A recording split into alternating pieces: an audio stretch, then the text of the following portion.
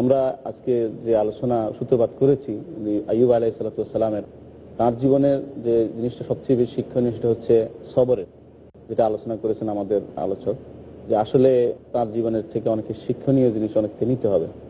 হাদিসে আসছে যে তিনি 18 বছর পর্যন্ত রোগে আক্রান্ত ছিলেন, এমনভাবে যে তার সমস্ত অঙ্গ পরিবর্তিত হয়ে যাচ্ছিল, মানে তাকে চিনা যাচ্ছে না এরকম অবস্থা হয়ে গেছিল। তার দূরের এবং কাছের সবাই তাকে ছেড়ে চলে গেছে, হাদিসে দেখা যাচ্ছে।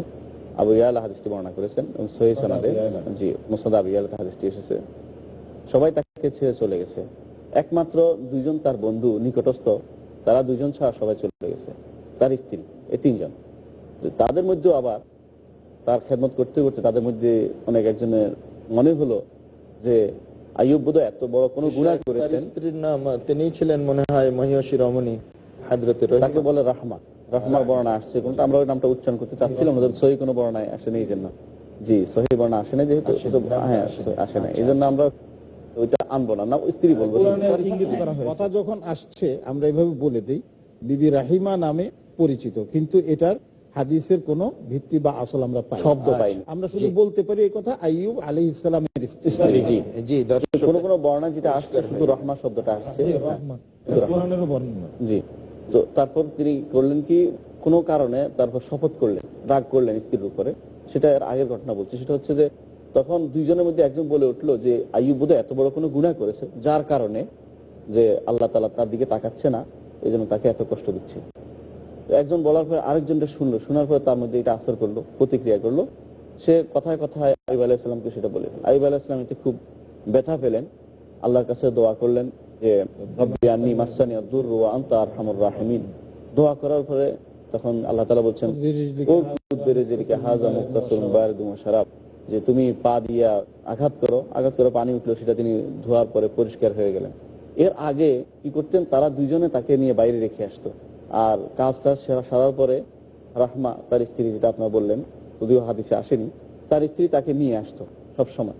তো যেভাবে অসুস্থ রোগীকে নিয়ে আসে সেভাবে নিয়ে আসতো। কিন্তু আজকে তিনি আসার পর কোনো কারণে তার স্বামী তার উপর রাগান্বিত হয়েছেন, রাগান্বিত বলেছেন যে আজকে তো আমি বেত্রাঘাত করবো, তাকে 100 বেত্রাঘাত করবো।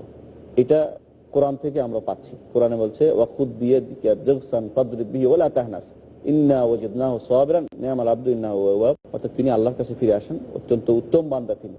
আল্লাহ তাআলা আইয়ুবকে বলেন যে আপনি আপনার শপথ ভঙ্গ করবেন না, আপনি একটি আটি নিয়ে যাতে 100টি থাকে সেটা দিয়ে আপনি একটি আঘাত করুন, তাতে আপনার শপথ ভঙ্গ হবে না। তো আলা কুল্লি হাল কাবলা হাযা, এর আগে যে কথাটা বলছিলাম সেটা হচ্ছে যে আইয়ুব আলাইহিস সালাম তখন ওখানে ছিলেন, তার স্ত্রী এসে দেখলেন যে এখানে একটা ভালো লোক বসে আছে, সুন্দর, যাকে চেনার কোনো উপায় নেই। উনি এসে বলতেছেন যে আচ্ছা তুমি দেখতে তো ভালোই মনে হচ্ছে, এখানে এমন কোন লোক যাকে নবী আইয়ুব বলা হতো, আইয়ুব নবী বলা হতো, উনি এখানে অসুস্থ একটা মানুষ পড়েছিল, ওনাকে কি তুমি দেখছো কিনা? বলছো আমি তো সে লোক।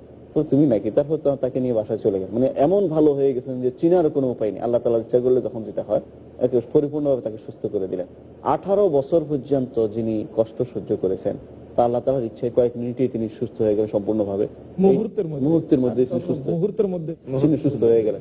এটা যে কত বড় জিনিস সেটা আল্লাহ তাআলা তাকে দিয়ে ধৈর্যের পরাকাষ্ঠা দিয়েছেন, আর তার স্ত্রীকেও কত ধৈর্যশীল হতে পারে একটি মহিলা সেটাও তিনি দেখিয়ে দিয়েছেন। আর বন্ধু আত্মীয় স্বজন তারা যে তাকে এই সমস্ত রোগে, আমাদের অনেক সময় দেখা যায় রোগের কারণে ছেড়ে চলে যায়, তারাও কিন্তু ছেড়ে চলে গেছে, কিন্তু আল্লাহ তাআলা তাকে নবী হিসাবে তাকে দিয়ে একটা বিরাট নজির সৃষ্টি করেছে কিয়ামত পর্যন্ত। কেউ যেন এরকম রোগীকে ফেলে না চলে যায়, আল্লাহ ইচ্ছা করলে সবাইকে সুস্থ করে দিতে পারে।